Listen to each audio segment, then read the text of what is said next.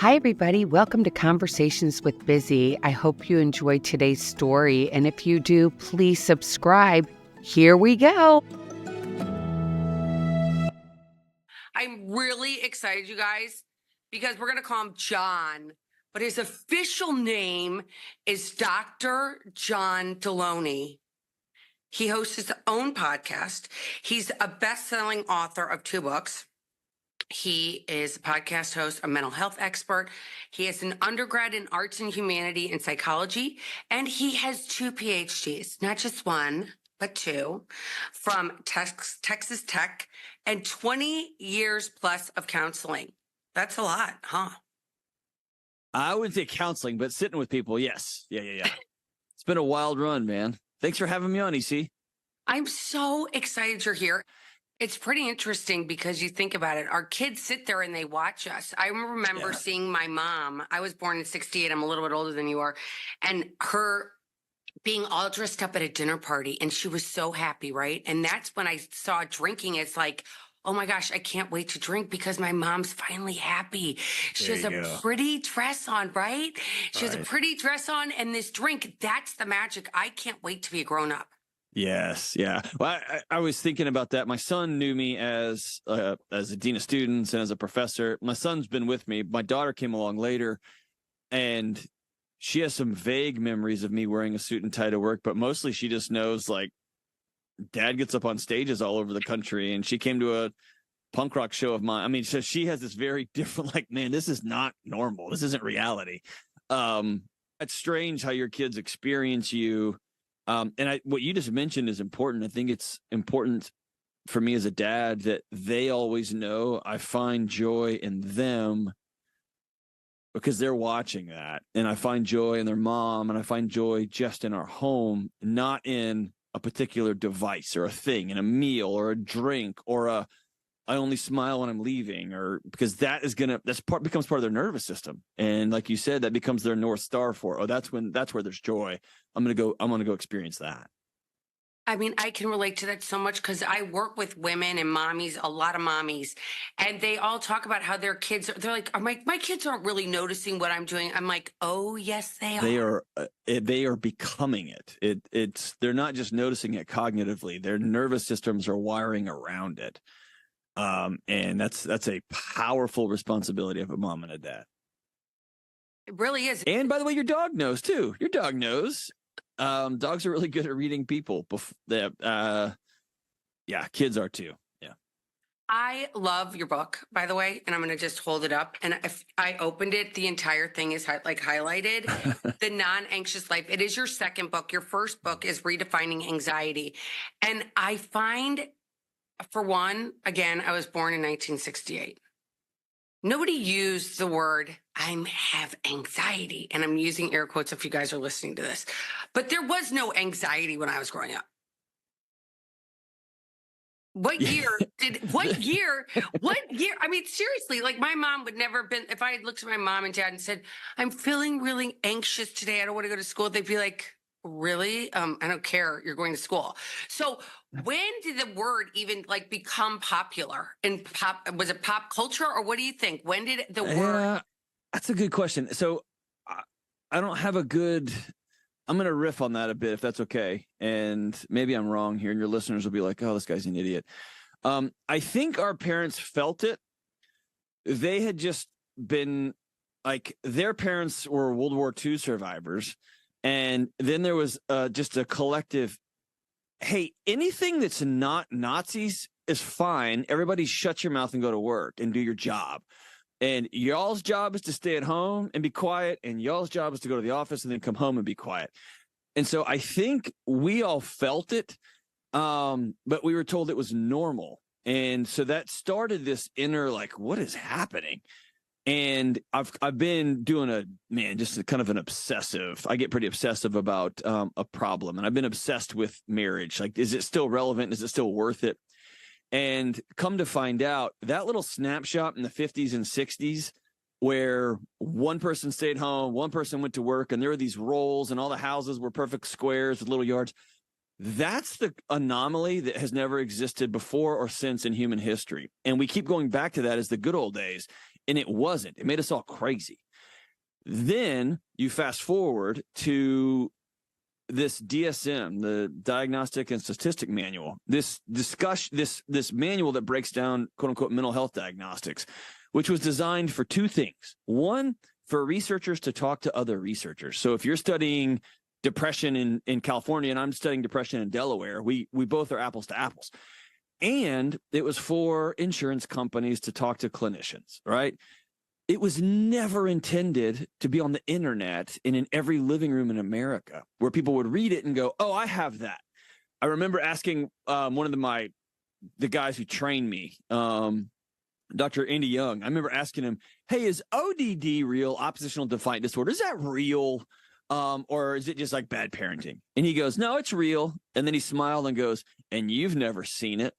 And I said, what do you mean? And he said, until you've seen 7 grown men trying to hold down a 6th grader in a psych ward, he said, like until you see anxiety and somebody is peeling their skin off their butt, right? So it's just distilled down into, oh yeah, I feel.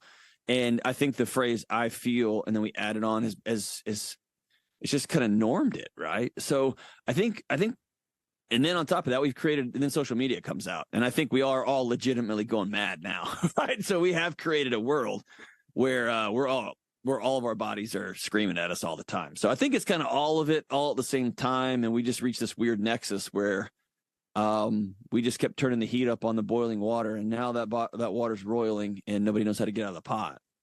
It's really kind of scary. I heard you talking to another podcast host about your kids and how he said to you, what about when your kids get on social media? And you were like, what are you talking about? That is not happening. Never. And here we've opened Pandora's box. But you talked about the family life and the kids and people comparing themselves all the time and marriages and people thinking it's just like totally disposable. I think it's so interesting and how people think they need to have all these designer bags.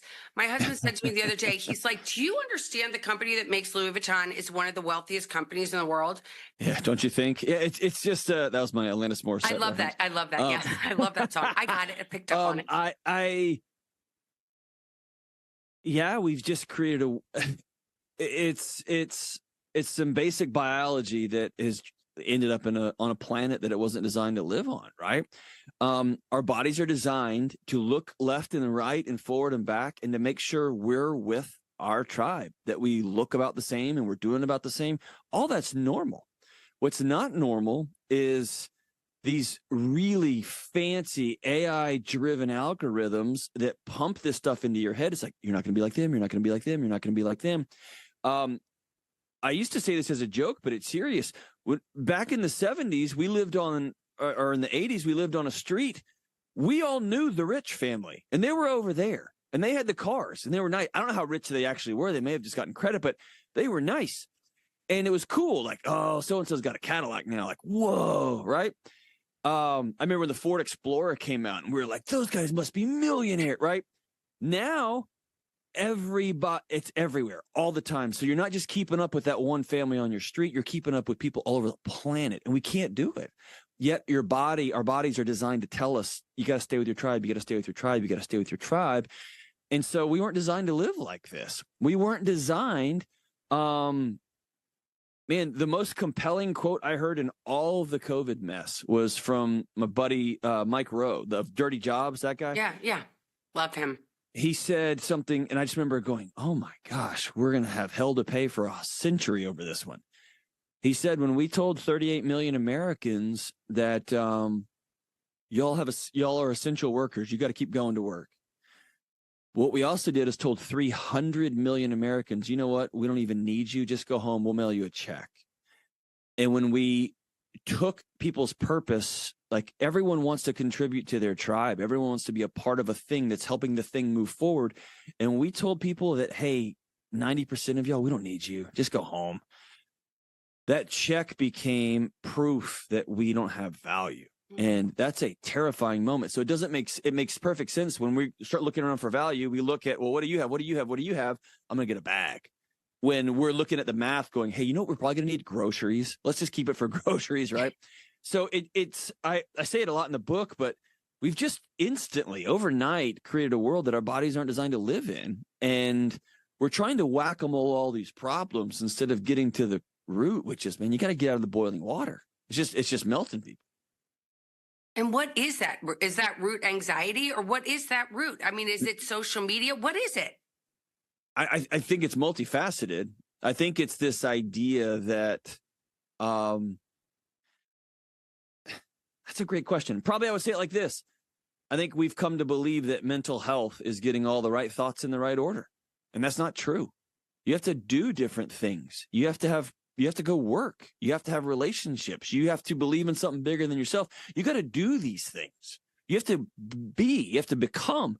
You can't just sit at home and think about stuff and then have no consequences of not moving your body, of eating whatever you want, playing video games and sleeping around, all these things that have just become part of our culture. Man, I don't, it's when you, and you'll get this, it's when you sit with people who are either deeply in the throes of their particular addiction, or they are just walking out. Like the light has just come on and they are sticking their head out the curtain. And it's the dirty secret of those first few meetings when everyone's sitting in a circle and it's quiet. When somebody says, hey, I drink because it works. I eat or I smoke because it works. It actually helps me get through my day. And everyone exhales and it's like, yeah, right. And so it's not, I've come to believe alcohol is not the problem. That's actually, alcohol works till it kills you. It's the life that is created, right? Or it's the life that is experienced, and then there's not people to help you work through the trauma. So all I have to say is I think we've created the loneliest generation in human history. I think we have dropped a new technology, like an atomic bomb in the middle of a civilization. And I think we don't have the tools to get up and just do basic humanity. We just think we can sit around and think about stuff and we're all going to be okay. And all that happened at the same time. And we got a mess on our hands. We really do. And I think it's interesting because you brought up a couple of things. For one, when they shut everything down and when COVID shut down the churches, they kept the liquor store open. You could still order booze, but you couldn't go to your church and you couldn't go to a meeting, because that's what, being sober, you need another alcoholic to help you get through it, right? And you couldn't meet with them face to face. And the magic that happens between humans, whether either you're falling in love or you're just relating to someone, a friend, is this magic, right? If you could bottle it up, you'd be a billionaire, right? But we can't. Yeah. Well, Zoom is great for transmitting information back and forth, right? It is not good for connecting. It's not good. Your physiology, your body needs, I know who I am in space because another human being is sitting in proximity to me. That's how my body gauges distance. That's how my body experiences the air and the world around us. And we took all that out overnight. And then we blamed people for not feeling okay, and it got sideways. And also during COVID, like I've even laughed with my wife about this. Laughed with sadness. I kind of believed, not kind of, I believed at the end of the day, on the whole, there's idiots and there's evil people and there's people out for their own gain. But I believed that the government was working for the best of its people. I believed that the education system on the whole, I've been in it for 20 years in public schools and private schools and K-12, high school, college level. On the whole, it was for the good of these kids. I believe that the medical establishment and on and on and on, and the church establishment, churches are just, by and large, and I attend one, so I'm critiquing from the inside out, have become political arm extensions on both sides of the aisle, right? And you have these conversations with folks, you're like, what book are you reading? Like, what book are you reading, right? And so overnight, we pulled the thread on faith, on taking a knee to something bigger than ourselves. We pulled the thread on, hey, maybe the government's not working in our best interest. We pulled the thread on education. We pulled the thread on medical. And all of a sudden, we're sitting around in ash. And I don't think as a society we know what to do next because we don't trust anybody doing anything anymore. And the tech folks, the algorithm makers, have a vested interest in us continuing to go back to them for truth, not to our neighbors. I was blessed with being raised in church. and knowing who God was. So I believe in heaven. I don't need to have somebody come and say, well, I've been there and I can tell you what it looks like when you get there. I'm like, no, I just believe, right? Because I've lost dear friends, people that I love, and I don't want to think negatively. So, of course, I think they went to this beautiful place in the sky. And when I go, I want to slide in under those golden arches and say, man, Peter, that was an amazing ride. I mean, that's literally what I want to do. And I like that your heaven is McDonald's. That's fantastic. I haven't had McDonald's in a long time. The golden arches. But for my listeners, I want them to know that the darkness, you don't have to stay in the darkness, even though it's all around us. I am as optimistic as they come. I am as hopeful as I could possibly be, even with the challenges on the horizon. Yeah, I think things can look really bright from the right angle. Right? It's crazy. Yeah. It's so crazy. I feel like the pharmaceuticals are going, like their prices are like their revenue is just skyrocketing, and our population is just going further and further and further down. Yeah, that was actually one of the I had a couple of light bulb moments working through the material for the book, and I didn't want to write this book. I wanted to write something else. And the publishing team was pretty adamant about this continuing this conversation. And I remember it hit me. I'm a mental health guy. This is my world. That's my tribe. That's my gang. That's the stuff. That's the books I read. Those are the people I hang out with. And I remember thinking, oh no, like more people than ever before in human history right now are under the care of a mental health provider of some sort of licensed professional across social worker, LMFT, LPC, whatever the thing is. And more people than ever before in human history are taking some kind of psychotropic medication for some quote unquote mental health issue. And the numbers are going through the roof. And I remember sitting back in my chair, exhaling and saying, oh no, what if we're wrong? If you don't know where your groceries are coming from, or you owe 6 figures in student loans and cars and what, of course you can't sleep. A pill's not going to fix you, right? It's going to numb you. It's going to black you out. What you need to do is go address those core, scary, terrifying, hard to solve issues.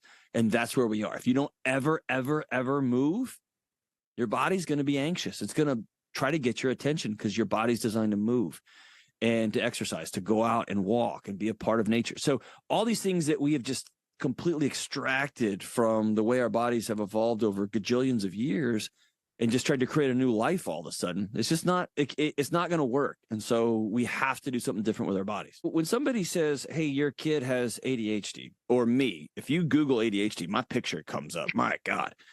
I want to go, yeah, your body's working great.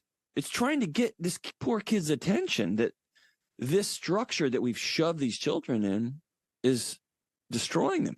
And I want to be honest about there is a time for certain kids to have some sort of what a time to be alive that we've got some medication that can help a particular kid.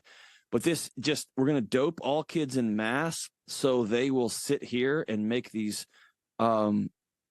used to be textbook companies, now tech companies, gajillions of dollars, and help these states, school districts get this dollar amount because they pass them. No, I'm not going to burn a generation of kids neurologically to make the comfortable adults in the room more comfortable. I'm not going to do it. I was talking to somebody, an older therapist. She's like 95. She used to work in Brooklyn 100 years ago, right? And I bet she's amazing. She was awesome. Oh my God, she's awesome. So good. And she lives in New Jersey, and she's amazing. And I was like, well, this addiction and that addiction and alcohol and drugs. And she's like, what do you mean? They're all the same thing. They're all the same thing. They're all painkillers. They're all painkillers. That's right. Right? Yes. Food. Right? And here's the best painkiller, work. And what do? We put you in jail for heroin. We send you to rehab for alcohol, and we give you $1 million if you work 160 hours a week. Right. So we reward certain things. And the food thing, I want to talk about the food thing, because the food thing, with me, I've quit smoking, I've quit drinking, like I don't do anything anymore. But food, I don't have that, but I have dear friends that do, that have food issues, major food issues. And you can't go through life without food, right? Right. Yeah, I've struggled with disordered eating my whole life too. It's if you want to quit doing coke, you can go to rehab, but you can stop being around cocaine. You can stop being around alcohol. Exactly. You got to make peace with food. And so it's a different kind of demon. But again, it's a different kind of demon, but they're all, like you said, they're all painkillers. They're all just pillows that we're duct taping over the alarms that our bodies are trying to get our attention with. When did that happen, by the way? Because I remember falling down and my parents being like, "Come on, get up!" And I remember my son falling down. "Get up! You're okay. It's okay. Keep going. Keep running." But today, it's like not okay to be sad. It's not okay to go through a tough time with your husband and say, "This is hard, but I'm not going to quit.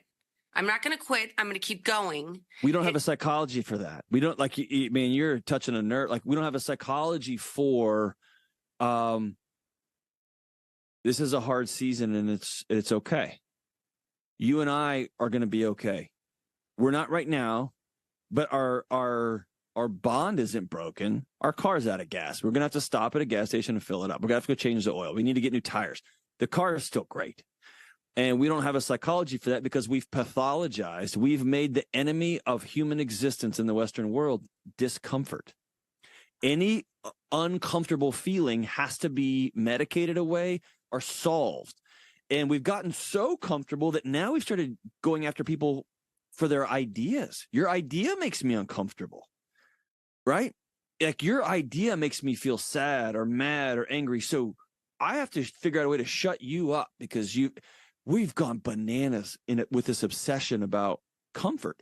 And you want to read a masterpiece book. My buddy Michael Easter wrote a book called The Comfort Crisis, and it's probably in the top 5 best books I've read in the last decade. It's extraordinary. But essentially, the premise of his book, which is so true, is, man, if I send my son into a gym and I take all the weight off the bar and I lift the weights for him, what I'm stealing from him. I am causing him to have a worse life because I've robbed him of the opportunity to be strong. What that means is I have to do the work as a dad to sit with my son when some girl breaks his heart, when he fails a class, when he goes all in on something and doesn't get the part or doesn't make the team or doesn't get the job, or when I get cancer one day, right? I have to be able to do that. And we just have a generation of us do not have a psychology of discomfort as it's okay. It's part of the process. It's not a bug in the system. It's a feature. It's part of the deal. So I'm going to flip it around. I want to go into the gym and put as heavy a weight on the bar as I can so that when life happens, I'll be ready for it. What is going on today that kids go and say, "You know what? We don't even care about you parents anymore. I'm just going to turn you off like you did nothing in my life and I'm done." And can you imagine? Can I be super honest? Is that please, okay? Please. This is a hard one. I spent 20 years working with 18 to 25-year-olds, 18 to 27-year-olds. Kids have largely been responsible for the emotional regulation of their parents for the last 20 to 30 years. And they have increasingly become the report card, the scorecard for their mom and dad's reason for existence. And I think kids reach an age when they're 24, 25, 27, 28, and they just can't carry both their life and their new relationship and their new job and mom and dad. I have to just set you down completely.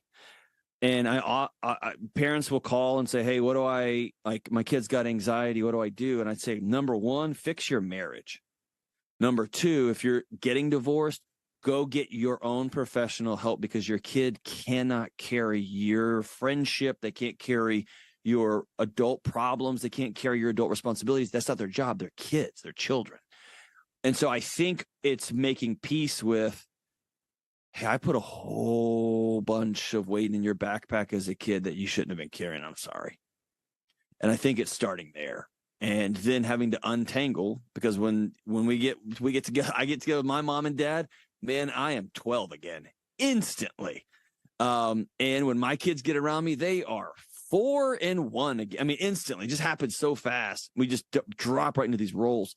And so I think it's a matter of I want to practice doing something different. I hope you'll have me. But I think parents are guilty of. Let me say it like this. I've talked about this a little openly more and more, but my dirty secret over the last 2 years has been I had this mental health show that was instantly turned into a marriage and parenting show that shot out from underneath all of us. Nobody thought it was going to do what it did. It's just gone bananas. It's amazing, by the way. Well, I appreciate that, but it's me having phone calls with people, right? So none of us expected it. But the big dirty secret was my daughter, who was 6, 7, and now she's 8. She wouldn't hug me. She didn't want to be around me. And there's multiple reasons. And I was like, I don't yell, I don't scream, I don't swear in the house, I don't hit my kids. Like, what is this thing? And one of it was I had some unresolved trauma that I had never dealt with. And my wife was the one that said, John, you have a nuclear reactor in your chest. And that little bitty girl in that little bitty body has somehow pegged you as unsafe. And she loves you and wants to. And her body says no. And there was this conflict. So I had to go sit with a trauma therapist, and it was brutal. And man, I said a sentence the other day that I can't imagine. It was about 2 or 3 months ago now. And I just yelled out loud, laughing, Josephine, get off me. And I remember my eyes, and I was like, oh, because now I'm a jungle gym for her. She won't get off me, right? That was number one. But number two, my wife said, hey, what if you worked really hard, not in always having the right thing to say to your kids, not in always being able to say, well, what about this? And what if you worked really hard in being likable, somebody that they naturally wanted to be around? And what that means is when my son comes out and he's going to 8th grade and his shirt's on backwards and his shoes don't match and he's got different socks on, I'm going to let the middle school social vultures, they're going to deal with him. He's going to know that his old man loves him no matter what he comes out wearing. Now, if we're going to a funeral or a church or something, of course, we're going to do something different. But man, that's what you want to school. I'm going to work on being more likable, which means I've had to keep my opinion to myself unless it really matters. And that makes me much less exhausting to be around for my kids. And that greatly increases my impact in their life because now they come to me as a safe place, not as an electric fence that they have to wince as they're coming into touch. Does that make sense? Totally. And we can't go back. Right. But we can recognize that I talk about this in the book. Maybe it's the first one. I got it from the great Esther Perel.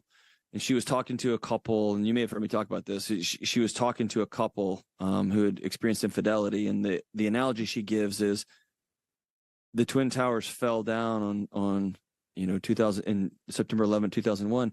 You could never go sweep up all that glass and dust and steel and rebuild those towers with that. It's gone. It fell.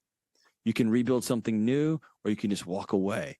And I think what parents often try to do is extend the relationship they had with their kids when they were 4, 5, and 6 into when they're 16, 17, 18, into when they're 25 and 30, and they're different relationships all the way through.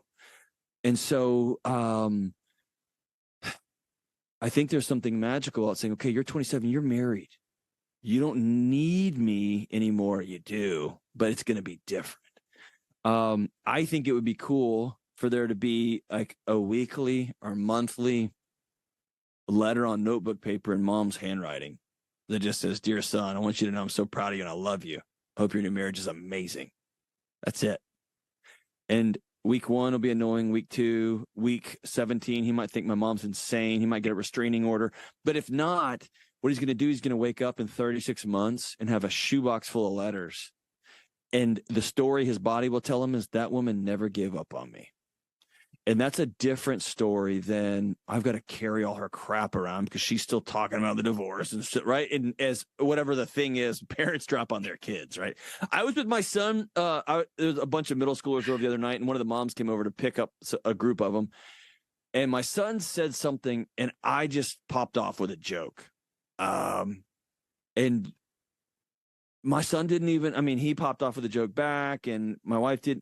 But this mother goes, oh my gosh, you're going to put that kid in therapy. And I was like, really? I am? I don't want to. And my wife was like, that was kind of hard. And I had a moment of like, whew, right? And so I went and shut my kid's door after everybody left, and I held his face, and he's too old for me to hold his face. And I looked him in the eye and said, you've heard me talk to grown men, and you hear that I'm always making jokes, and they're always making jokes back, but you're my son, and I love you, and I'm going to stop. And he goes, no, it's okay, Dad. I go, no. Your job isn't to make me feel okay. Your job is to be my son, and I need you to always know I'm in your corner. He looked at me and goes, Dad, I do. And I said, yeah, but when I make fun of X, Y, and Z, and he goes, yeah, I mean, so it was both and, but it's me going in and shutting the door. I'm changing the dynamic of the relationship. We are slowly transitioning. He's 14. He's going to be out of my house in 4 years. And so we're making this slow shift right now. And then when he turns 25 and gets married, then we're going to make another shift, and then another, as it goes on and on and on. I love what you're doing. I love your book. I love that you have workbooks to go along with it. So you can actually go home and do these things. If you have a friend or you have a partner or spouse, you could do this book together, couldn't you? Oh yeah. I tell families all the time, like, let this be, because it walks you through like, hey, let's forget about anxiety. Let's pretend anxiety's right, which I think it is most of the time. Yeah. Like, how would you build a life where you weren't anxious all the time? No, I can't do that. Yeah, you can. Me and my wife worked 15 years to pay off our debts. I've sat with people who've lost kids. I've sat with people who were the wrong color in the wrong neighborhood. I've sat with people who are in the margins. And you wake up and you all ask the same question. What am I going to do now? I've sat with people who have burned their lives to the ground with addiction, and then they come out and they're like, what do I do now? Right? Everybody can then go, okay, I'm gonna start chipping away at this, and we're gonna build something different. And so I think it becomes a great roadmap for individuals, for families, for couples, just to say, all right, I'm opting out of the system. I'm opting out because the system, as we've talked about this whole show, like, it's not working. It's not working. It's making us all crazy. It's supposed to give us this utopia. It's not working. So what does that mean? Then we got to opt into something new. And it's just a roadmap. And by the way, you said you read the book, so I don't want to spoil it, but this isn't the carefree life. This just makes it to where it levels the field. So when the hurricane comes, which it will, that you've already got plywood on the windows. It's not a guarantee. It's not like, it's gonna make everything okay. The story in the book is someone I love, one of my family members died. Yeah. Living a non-anxious life, not owing anybody any money, working through these relationships allowed me the privilege of hopping on a plane and going to a funeral and being really, really heartbroken. That's what that gave me. It didn't keep my family from passing away or getting sick or mom getting cancer or whatever thing's going on. It just gives you the tools to handle what life's throwing at you. Well, I love that because I always use the analogy because there's a palm tree out my window. There's like 4 of them right here.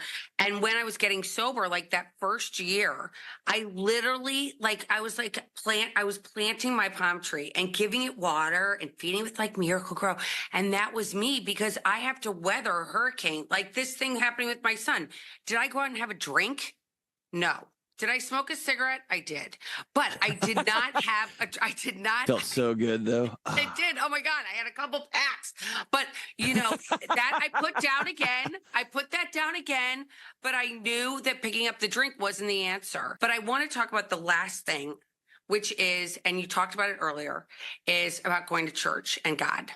Because I believe that for me, when I was growing up, and probably for you too, like that, it was mandatory. It wasn't like it wasn't up for discussion. You were going to church every Sunday, right? We went twice on Sunday, once on Wednesday. We lived there. Yeah. God is everything or he is nothing, right? At least for me. Yeah. I mean, I think. I mean, I guess you could use it. I guess you could say it like that. I think the. But I say that because, tell me if you agree with this. Explain that a little bit more. So I feel like human beings are fallible. Every human being. It doesn't matter if it's the president of the United States, if it's your doctor, if it's your lawyer, if it's whomever it is in your life, they all can let you down. Everybody walking on this, we're human. Yeah. We do not the greatest things.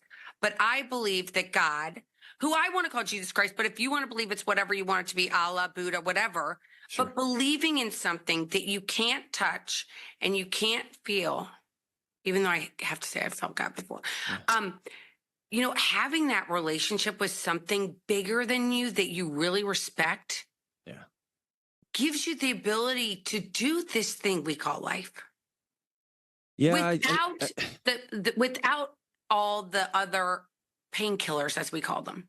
yeah, I think the painkiller, if you will, the ultimate pain at the center of it all is this idea that we can do all of this by ourselves. And both relationally, we don't need people, and existentially. Like if I get all of these things, if I get economic security and I get relational security and I have a good sex life and I've got a house and I've got a this and the right president that I voted for is in office and all my political beliefs are like, then I'm going to have this thing that nerds call self-actualized. Then I will become the lighthouse on the hill. And we all are going to be little lighthouses on the hill. And I think that what we've found out almost all at the same time is the self can't hold. We were never intended to bear the weight of the universe. As I write in the book, for all of human history, people have crawled out of their tents or their teepees or their huts and looked to the sky and said, "Dear whatever, please rain or my kids die." And then we got running water and we thought we got real sophisticated, right? Or please let the crops come in or my family and my tribe all dies. And then we got Uber Eats and we're like, okay, it all revolves around us. And it doesn't. And so I make the case from an evolutionary psychology, like our bodies are wired to take a knee before something bigger than us and to say, I can't, will you? And I think that phrase is the cornerstone of addiction recovery, that cornerstone of marriages. It's the cornerstone of faith journeys. It's the cornerstone of all of it is I can't, will you?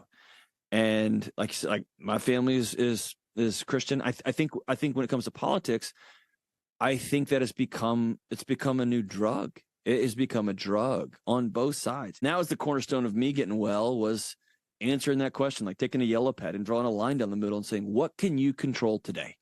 You can control your spending. You can control how you treat the waitress. You can control to not have a drink. You can control the thoughts spinning in your head, whether you're going to put gasoline on the fire or stop. You can control how you treat your wife and your son and your daughter.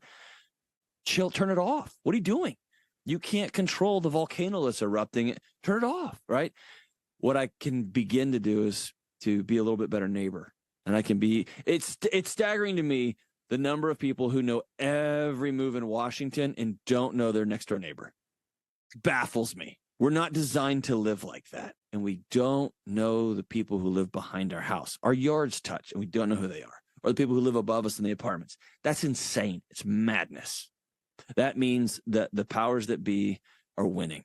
And I want to circle back and get to know my neighborhood. And that's not me being fatalistic. That's me just controlling what I can control. We need more love is what it is. And I think a big thing, this is my last question. I reached out to a friend I was actually a guest on my podcast, and I sent her an email. And so she didn't respond. I sent her a DM and I said, well, I reached out to you, didn't respond. Are you okay? And she wrote me back. She goes, well, I've been doing self-care week. And I was like, well, wait a minute, tell me more. I want to hear more. And she's like, I'm not checking email. I'm not really getting on social media. I just had to check something and I found this and I responded right away. But she's like, I turned it all off. How often should people do that, do you think? All the time. All the time. And even if you can't turn it all the way off, I reached out. So I'm an introvert. I'm an academic nerd. I am a nerd of nerds. I like to read books and go hunting. Those are my two things. And I always wanted to be in a punk rock band. It just didn't work out for me. So I was unprepared to be recognized in airport bathrooms across the country and on flights and and all my old students, 20 years worth of students and their parents who have my cell number are suddenly texting and calling and their friends. And I was just overwhelmed by it all. And I called a friend of mine who's, I won't give his name, but he's a country music star. You'd recognize him. And I called him and we were friends way, way, way back in the day. And I said, man, when do you change your number? And like change your cell number and just kind of start to shrink your footprint. And he said, you could do that. There's no problem. He goes, you could do that. And then he smiled and goes, or you could be a grown up And I was like, well, what does that mean? And he said, just because somebody texts you doesn't mean you have to reply. Just because somebody knocks on your door, sends you an email, you don't owe them an instant response. You get to decide. And he said, I answered when you called because we've been friends for 25 years. He said, I have like 400 unread texts on my phone. And occasionally he's on the tour bus and he just goes through them and starts answering them.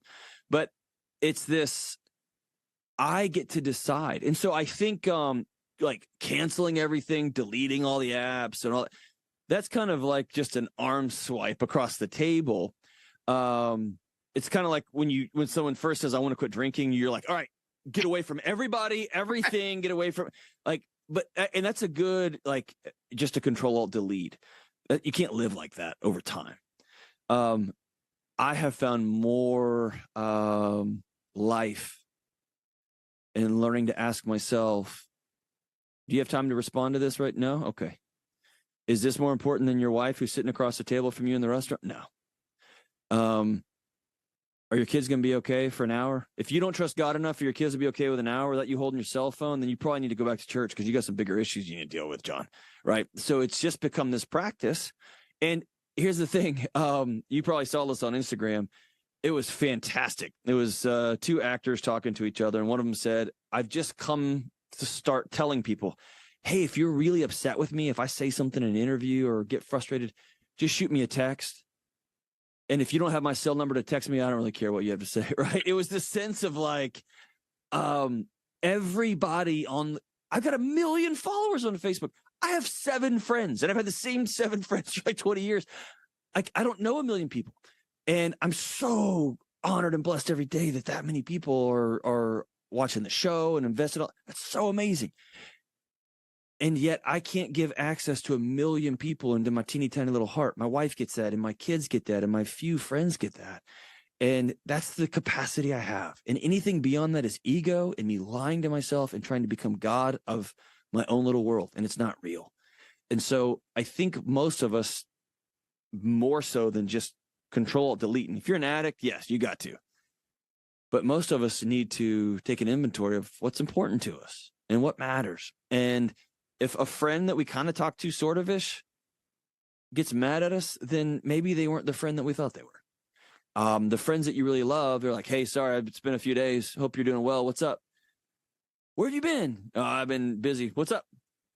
They'll move on and they'll be good to go. Right. And I think it's just making peace with that. And I'll tell you what, man, it's when you start to get there, that's the non-anxious life. That is the, I love that. Thank you so much. Thank you for saying yes. Congratulations. And thank you for taking time out of your life, because I do know that picking and choosing our time is so, it's our gift. It's the biggest gift we have is our time here. I really, really, really appreciate it. It was awesome. Thank you so much. I'm grateful for you. Thanks for listening to Conversations with Bizzy. I hope you enjoyed today's show. If you did, if you could subscribe, that would mean the world to me. And follow me on all social media. And you can also get my newsletter every Friday morning into your inbox. Just go to elizabethchance.com and subscribe. Take care.